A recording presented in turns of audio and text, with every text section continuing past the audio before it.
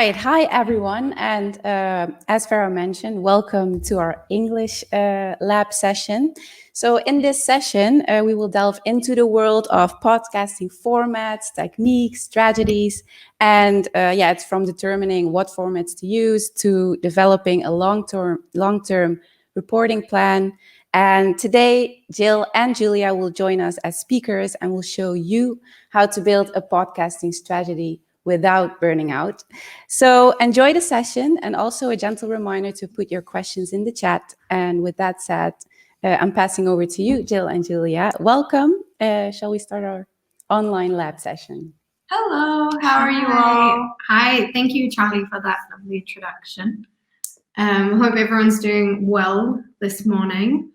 We're very excited about this. I think we're always just very excited about podcasting. So forgive us for geeking out, because that's exactly what's going to happen today. So maybe we can just start with a quick introduction. Yeah, so we're Bear Radio. We're based in Berlin. We teach podcasting and audio production workshops to not only corporates and professionals, but to the public as well. And we also host the Berlin Podcasting Meetup, which takes place every month. We're actually having one coming up next week, and it will also be live streamed on Facebook and YouTube if you'd like to tune in. And we also produce a lot of in-house podcasts, and we provide production consulting. So just a bit about me. I'm Julia. I come from South Africa. You might not be able to tell from my accent because Jill's American accent is rubbing off on me quite a bit. I have a history of broadcast journalism. So I studied media and radio production at the University of Cape Town, was in more traditional broadcast radio for a good number of years. And then as of 2017, I got into podcasting and joined Jill, who is the founder of Bear Radio. Yeah, and I'm originally from California. I've worked at radio stations all over the world, like in New Zealand and in Berkeley. And I've also worked with NPR and Deutsche Welle, and I founded Bear Radio in 2017. We tell you this just so that you trust us. Cool. So today we only have 45 minutes, so we're going to pack a lot in. We wanted to go through developing a new idea, creating a podcast outline, making a roadmap, and avoiding burnout. And if we have time, maybe a few questions from the audience. So let's get started. Cool. So a question that we are often asked is, why should I start a podcast? I think a lot of people think, I have this cool idea. Somebody, a friend of mine and I are chatting. We feel good about this, but then, you start to think of how many podcasts actually exist in the world. So why? But the thing is that more people are listening to podcasts than ever before. And a lot of people worry about being too late and coming into a saturated market. There really is no better time to start than right now. And making a podcast, I can compare it to broadcast radio, is that it actually gives you the time and flexibility to be able to tell your story in the way that you want, in a new and creative way, and in a form, and we'll get into that actually works for you and makes your life a little bit easier. Mm-hmm. In Europe especially, podcasting is growing. Maybe the States isn't the king of podcasting anymore. On average, close to 28% of European adults have tuned into a podcast in the past month. And most of the podcasts that are produced in Germany specifically are in partnership with media outlets, magazines, newspapers, which is a cool thing for you because it gives you the opportunity to explore new formats and really have your own voice in the field if you're an independent podcaster. Obviously, we'd love nothing more than for your idea to be brought up, or for the newspaper or magazine or media outlet that you work for to fund and to back you. But don't think that if you not having that financial backing or that kind of reach is a reason not to go for it. It's actually the reason to go for it, because it's your voice and your voice alone, which, like Jill said, really allows you the opportunity to get as niche as you'd like. So just to give you an understanding of how there are a lot of podcasts. Yes, there are not as many podcasts as there are blogs. So for every podcast, there are currently 570 blogs and 65 YouTube channels. So there are an estimated 750,000 podcasts in the world. They were still a lot, but there were only 60,000 in 2015. So yes, it is growing rapidly. And quite excitingly, at the beginning of this year, Google Podcasts claimed that it will double the size of the podcast listening audience within 2 years. So your reach is going to grow by double. And it eventually is planning on letting Google search users see podcasts alongside the article and the video results, which I'm sure those of you who use Google frequently will know that those pop up all the time. Video is getting a lot of traction. Audio is going to get that too. So a lot of you come from the world of news and journalism, where you're often working with an editor and an editorial team that's telling you what to report on and what to make. So there's a lot of really cool ways, once you have the freedom to do so, to develop a new idea yourself. So the main things we wanted to answer in this segment are, how do we come up with new ideas, and how do we keep these podcasts going once we've started them? Now, this is something my little diagram that'll hopefully help you figure out what your topic is. I think a lot of the time we come in with this idea of, say you're wanting to speak to policy issues in Berlin. That's where we're currently based. If you're wanting to speak to that, and the reason that you want to speak to that is because everybody else is, and you think it's important, that's great, but is it actually going to work for you and going to be a story that you can kind of carry on for the foreseeable future because you're actually invested in it? And this is where your unique ability and your expert come together.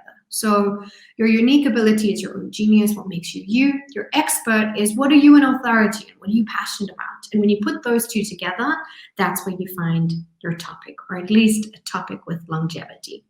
So if you're asking, what do you mean, Julia? What is genius? I don't know what makes me me. What do you see yourself doing that you could potentially keep learning from? If policy in Berlin is something that interests you, but what interests you more is the housing policy. The housing policy, and you are you lived in a squat, and your family did too, and now they are evicting everybody, and that is something that you may not have lived there, but you are very interested and passionate about. You keep learning from it. You keep learning new stories, and for you, backing a project like that feels completely effortless. That is exactly what you could do for the rest of your life. That is your unique ability. And then your expert is, what topics do people come to you for information on or your opinion on? Where do you add value in this scenario? Are you the person who people come to when they ask, what is happening? What is legislation saying? And you don't speak from kind of regurgitating the news that you have read, but rather from an insider's point of view. You are active in those communities. That's where your expert would lie.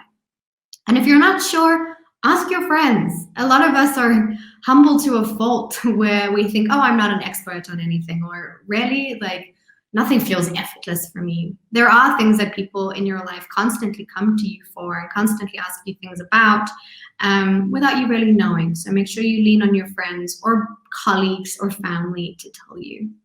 And then hopefully, when you combine those two together, you will find a podcast that serves you, that you love, and that you could keep doing forever. And you can apply this to your personal life. You can apply it to a company's philosophy as a whole. What is the company's unique ability? What is the company's expert? And together you find the topic. You can apply this across the board. And in order to, keep a podcast going long-term, it's always a really good idea to create a podcast outline. There's a lot more things that go into creating a podcast than simply, the audio component. So when you want to actually start a podcast, there's a lot of things you can get, like ducks you can put in a row in the beginning to make the process more streamlined for you. There's a lot of questions. Please don't be overwhelmed by these questions. These are more things to kind of get the pistons firing, get you to start thinking the way that you need to think. It's a bit of a readjusting of the brain and stepping out of your formal journalistic approach and taking a more podcast approach to it. Yeah, so the first thing you want to ask yourself always is, why do you want to make this podcast? We always reiterate that why and that personal connection. Is it a hobby? Is it for your business or your outlet? Or is it a marketing tool? And also, what is this podcast about? If you're having a podcast on Berlin housing policy, you're going to be having a lot of conversations with really interesting people, but you'll always need to maintain that through line of housing policy. Also to know what it's not about. Exactly. What it is about and what it's not about are equally as important. Mm-hmm. And sometimes people think this might be a bit frivolous, but what is your podcast name? And what is your podcast cover going to look like? As much as we don't like to admit it, sometimes people do judge a podcast by its cover. I do. We do. All the time. Definitely. I do all the time. And I judge it by its name too. And this is something, and I will reiterate this, it makes it real. Just like actually telling people that your podcast actually exists. It doesn't exist unless it has a name or unless it has cover art.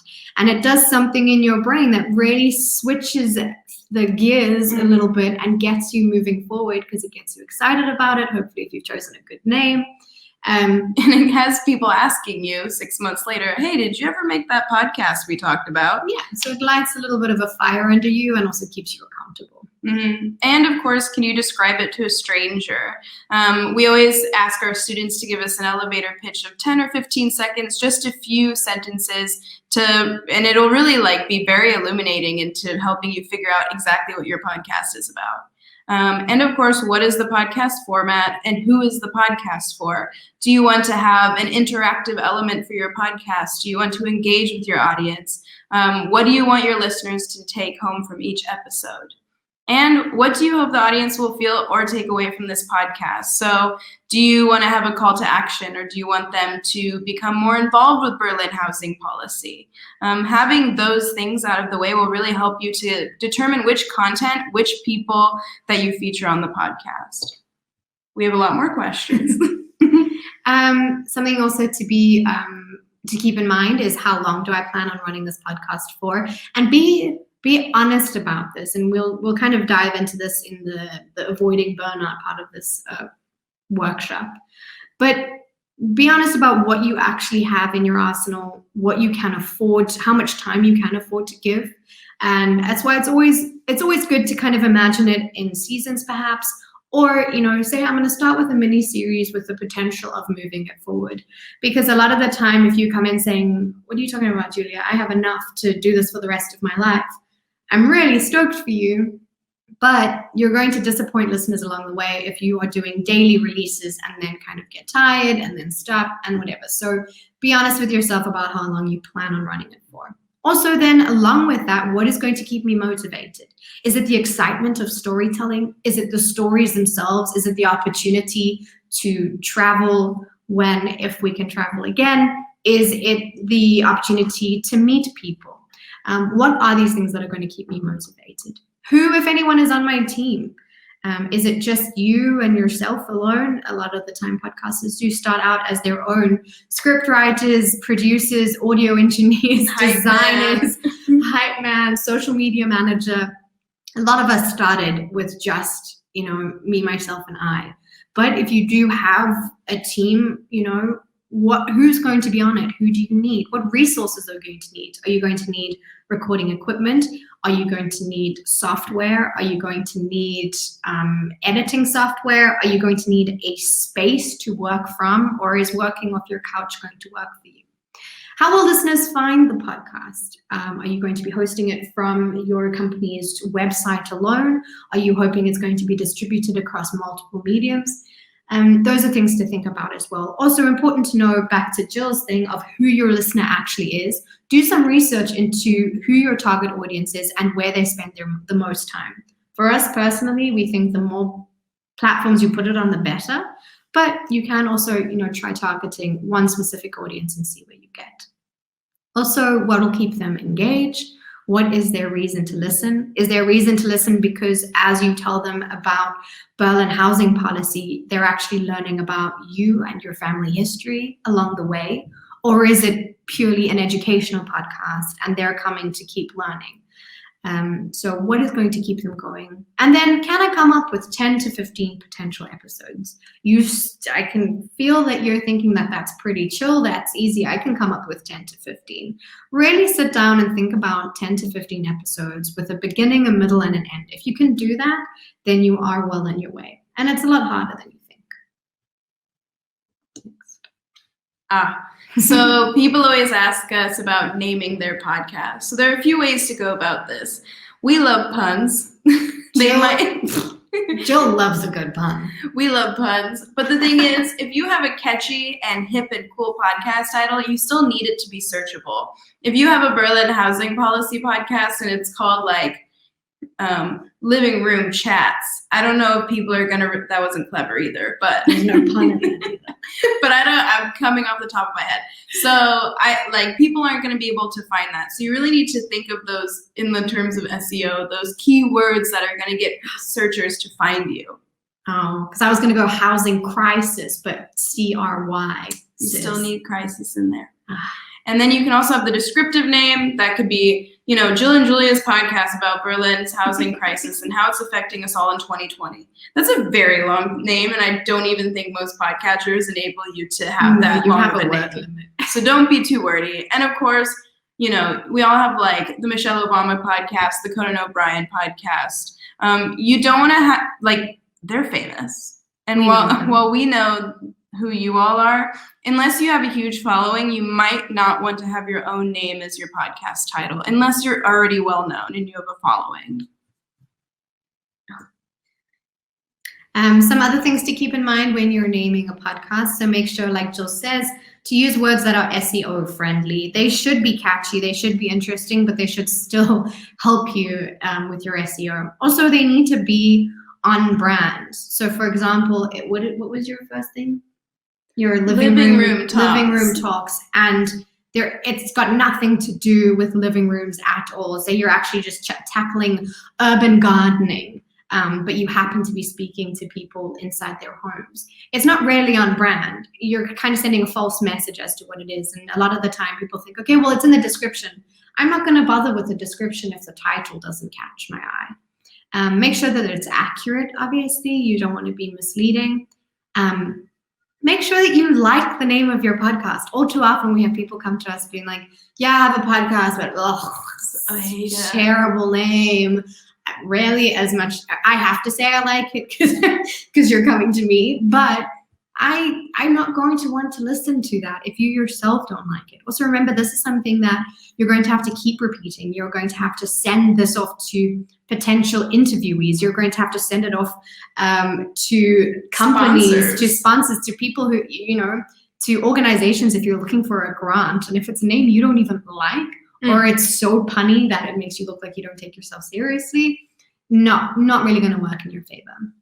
We'd also obviously encourage you to use insider language and keywords, yes, but to a limit. If you just hop onto like thesaurus.com and try and find the most obscure version, different word for building that none of us have used since the 1600s, it's probably a little bit too inside.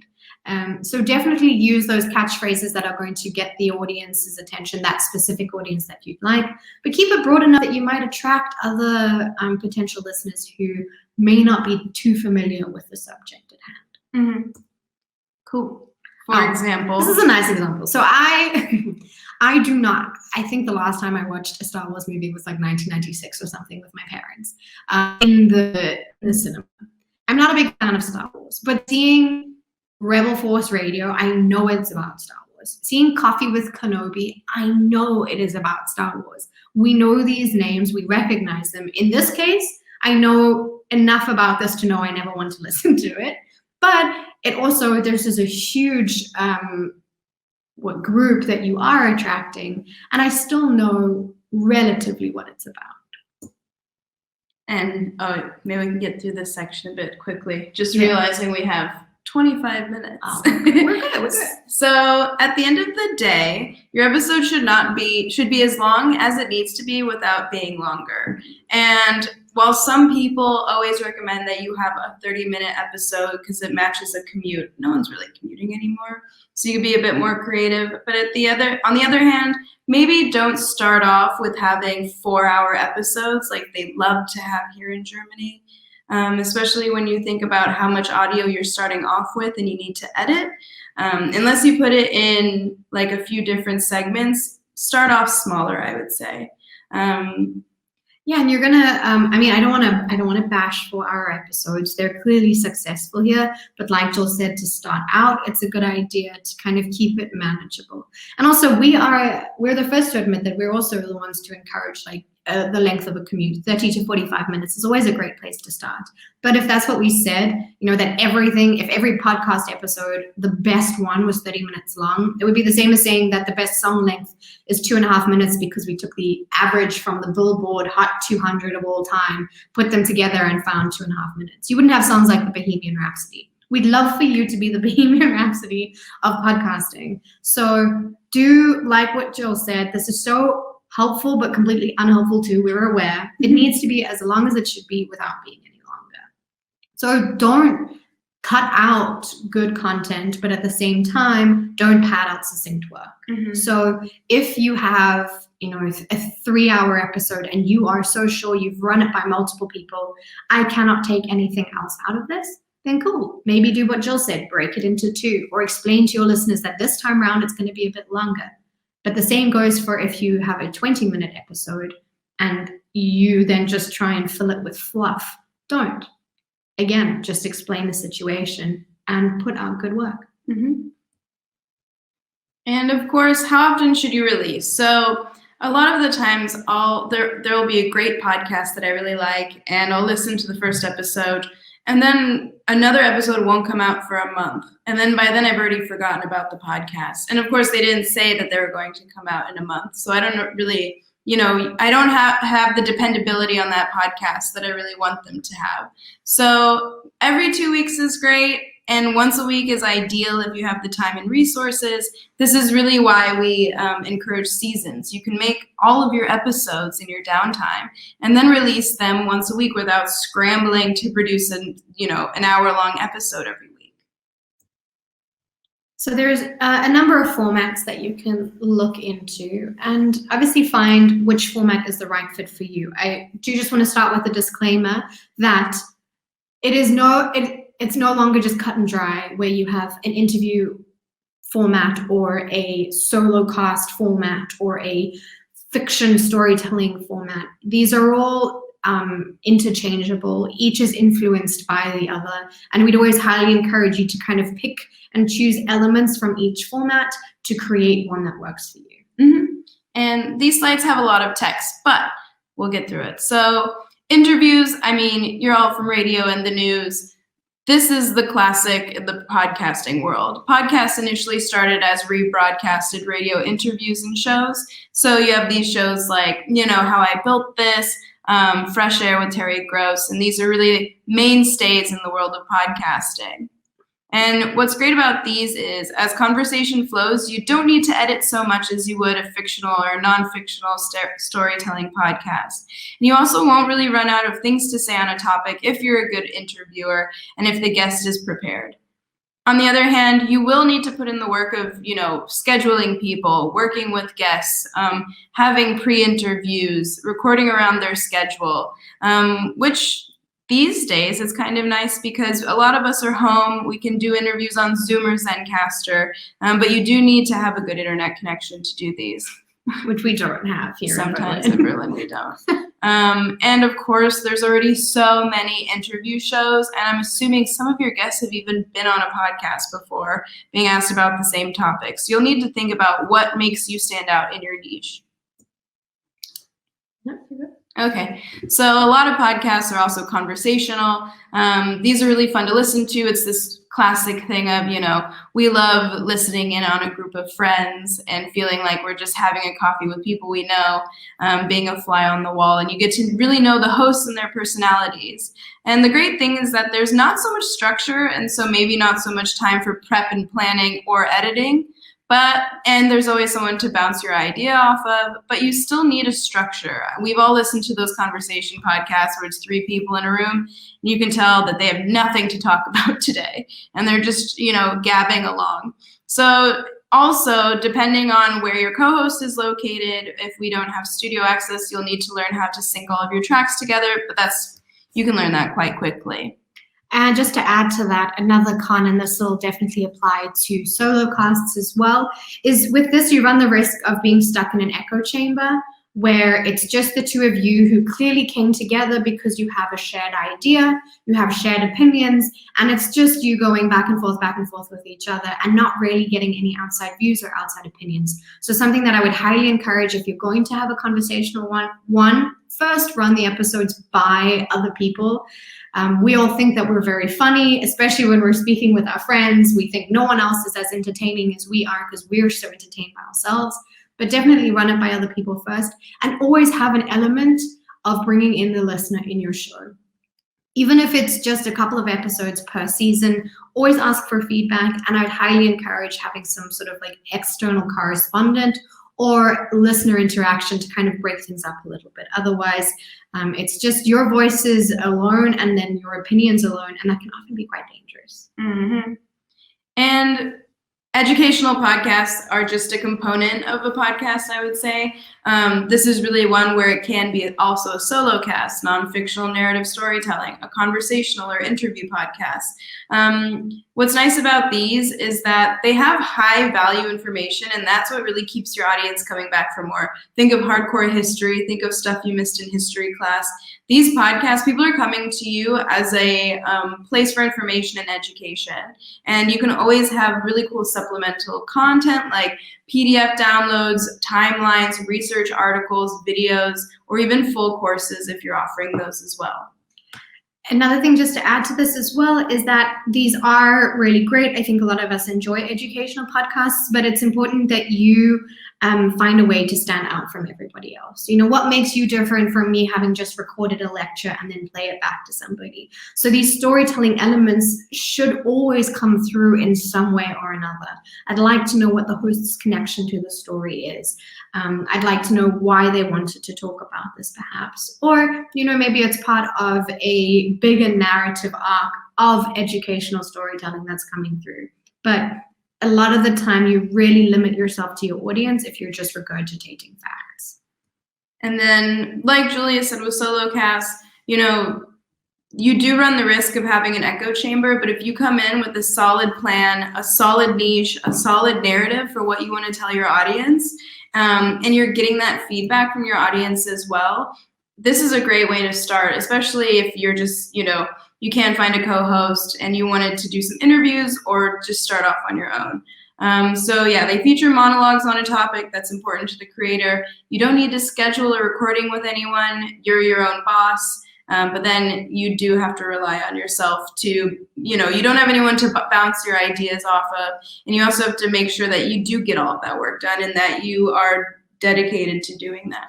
You do also need to find a way to make yourself sound interesting. Because if it is just you speaking into a microphone for 2 hours, you're going to lose me after 10 minutes. Yep. And then our favorite nonfiction storytelling. This is your This American Life, Serial. Those are a bit more investigative, but there are so many nonfiction storytelling podcasts that are amazing and winning awards. They give you the chance to share your curiosities and your storytelling skills with the world. So you can make a show with a narrative arc in that format, or you can even just tell individual stories per each episode. And what's nice about these is they have a high production value, and you can bring in a lot of different elements, music, soundscapes, found footage. You can really tell a history. Yeah, there's a lot of freedom to get creative. On the other side, if you aren't so familiar and comfortable with these, you know, more difficult editing techniques, maybe start off with shorter pieces or start off with something not so complicated in the beginning. It's really fun though once you learn how to do all of this stuff. You can also just choose one of those elements. So, you know, Jill listed a bunch of things that you can incorporate, but even if it's just your voice plus music, or your voice plus found footage, or, you know, news clippings or soundscapes, you just go outside, pick one and play with it, see what it does. It'll elevate it from just a conversation or just an interview to something that really transports the listener into that space, which is what you want. At the end of the day, this is what podcasting is. We are taking people on a journey, an audio journey, and you don't have that visual element, which to a lot of people are like, well, how am I ever going to explain to them, you know, what it's like to be inside a 7-story squat that's, you know, got no heating, it's got very limited lighting, the staircase is falling apart. just that, and then recording, walking through that space takes us into a different headspace and get to enjoy it a little bit more rather than just having a conversation with someone about it. Cool. So we got 10 minutes left, so let's go. We're good. With fiction storytelling, you've got your Welcome to Night Vale, things like this, Limetown. It really gives you the ability to create your own story, to create your own soundscapes, even bring in found footage. The thing is, these are a lot of work, but if you like writing screenplays and scripts, this is an awesome way to start out. And you can, invite in voice actors and really create your own environment. Cool. So making a roadmap and avoiding burnout. So some things to consider for your roadmap. The first is obviously planning. Second is your branding and graphics. Then we've got website and media hosting. Media hosting being, like we asked earlier, where am I going to host this podcast? The actual production of it, having a launch and sharing to the world, marketing your podcast, and then hopefully, fingers crossed, after some time and some really good content, you can then monetize your project. Mm-hmm. So you got to be prepared so that you avoid burnout. We're all busy people. A lot of the clients that we work with, are not just podcasters, but they also have a full-time job. They're also parents. They have a social life. They have their sport. We know that these are all these things that are going on, and you have an exciting new project. So we often find ourselves trapped, feeling like we're trying to juggle so much, and we either just start the project and give up on it, or we don't even start it at all because we have no idea how we're going to fit this in. So actually asking all the hard questions, realizing what needs to be done and organizing them and doing them makes it possible for you to do both. It's always possible. Doesn't matter how busy you are. I promise you'll have time to create your story. Mm-hmm. So this is a lot as well. There's a lot of things that will help you, streamline the process. So the first thing is figuring out the key players in your role. Who's on your team? Who's responsible for the editing, the production, the scheduling with interviews? And where do your ideas start and how do you determine content? If you have a team, who's on your editorial board? Is it just the two of you? How do you determine which story you're going to cover in a season or in each individual episode? Who has the final say? If you are making a podcast for a media house or for your company, it's a branded podcast, probably the marketing team is the one who gets the final say and decides, who's on and who's not. But if it's your own and it's you and your small team, make sure that it's fair and that who at the end you've decided gets to make that call on who you speak to. Mm-hmm. And what are your key milestones? What deadlines have you set for yourself? Or when do you want to have your first interviewee scheduled? And that really makes it real because then you're accountable to another person. What is your schedule for editing an interview? And where do you anticipate obstacles? Not only with tech, but for example, if an interviewee isn't able to come, or if your co-host gets sick, how do you mitigate all of these potential challenges? And apply this to your life as well. If you are full-time employed and that this period of time is a really big month and you've got a bunch of contracts that you're working on, that is an obstacle. And it's something that you can work around. So that's where something like seasons might come in handy. We say, okay, my season, I need to have everything produced before this month. I will use that crazy month as my release month, but have everything done before that. So another thing to do is, of course, sketch out a communication plan. Communicate with the people on your team. Consider when you communicate. After 6 p.m., do we not speak to each other, or is there an ongoing WhatsApp group? Who am I speaking to? How am I speaking to them? Are we sticking to Trello, to Slack? There's so many things available to you now. Jill and I had to make a couple calls ourselves. As colleagues, we also then became friends, and we were starting to have multiple conversations in our own personal WhatsApp, and it just wasn't working anymore. And actually dividing the two, which sounds silly because it's just the two of us, but it was important to have that communication plan. Same goes for production notes. Don't take notes on your computer and then have notes on a piece of paper and, then draw up an episode plan on a whiteboard somewhere and take a photo of it. Have an organizational tool. Maybe it's something like Google Drive.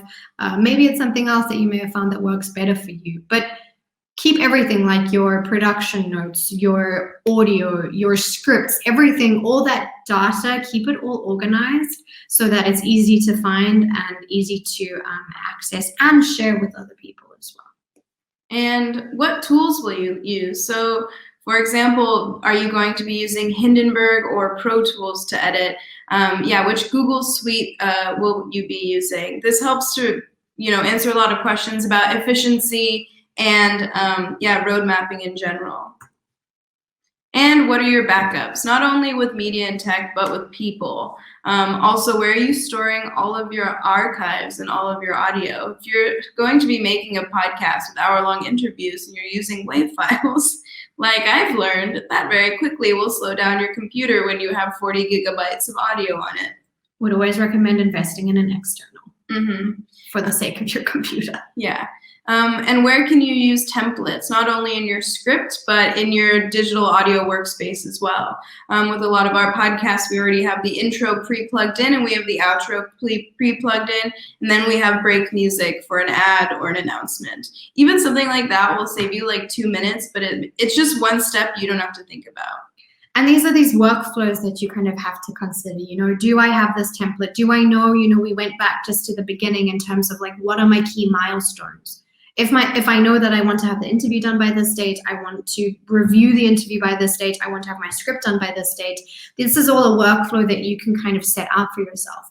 But if you find that this isn't working for you, one, review that workflow, commit to, a monthly review at the bare minimum. What's working, what's not working, what have I learned? And then how will you document this workflow for future reference? Because a lot of the time we make the podcast, we push through it for months and months and months. Then we have the release month or two where we're like, oh, this is actually easy. That was fun. You reapply that entire workflow to the next time and realize why you were so drained and finished by the end of it. So document how long things took you. How long did it take me to listen through an hour-long interview? How long did it take me to script? How long did it take me to source music, so that you know how to readjust for future? Yep. And a lot of this can also be found on NPR training. We always recommend that. You probably know they have a ton of resources. And that's it. So if there's questions from the audience, if not, we're Bear Radio, and you can reach us if you want to know more at info@bearradio.org and at Bear Radio Berlin. We have 2 digital workshops coming up this weekend that you can still register for. One is the basics or the fundamentals of podcast recording this Saturday. And then we also have the fundamentals of podcast editing recording's on Saturday, editing is on Sunday. And I just want to also say that we had now 45 minutes to kind of give you it really was just a crash course. Please don't be intimidated by everything. What we really hope to do is kind of to get you thinking, to get you inspired, provide you hopefully with a few tools. There was a lot to take away from that. But if you do have an idea, go with it, run with it, and apply some of the things that you've learned today. How do we get up? Cool. So yes, nicely done, Jill and Julia. And we have one question from the audience. It's from Corinne. And she asks, what kinds of agreements need to be in place if people from different outlets or businesses want to team up to make a show? Yeah, so definitely if you're working with an official outlet and they have a legal team, always talk with them about licensing, rights, copyright, and things like this. Also, prior to working with each other, really figure out those workflows that each of your company uses. Figure out if you're using MTE or if your company uses Logic or Pro Tools, to figure out how you can get rid of these gaps between the company workflows as well. Anything else? Yeah. Yeah, I think it's a lot of the time, and I can only really speak to what the climate is like here. A lot of it is kind of really casual, especially the way that podcasting is viewed. Everyone's like, oh, we're just telling stories and it's fine. And, you kind of forget that it's important to have things like contracts down. It's important to have in writing who owns the content at the end of the day, who's responsible for it at the end of the day, who has distribution rights, who profits from it, who profits off of it, how do you share those profits?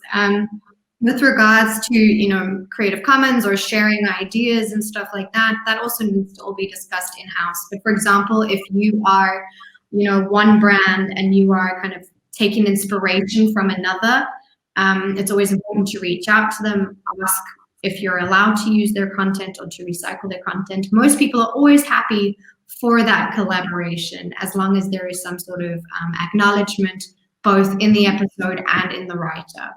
But if you're working together, contract, including your interviews, it's that same thing with like a release form. Make sure that you have that release form signed so that at the end of the day, that interviewee can't come back and say to you, actually, never mind, I don't want that to go out into the world. They know what they're getting themselves into, and you should have it in writing. All right, nice answer.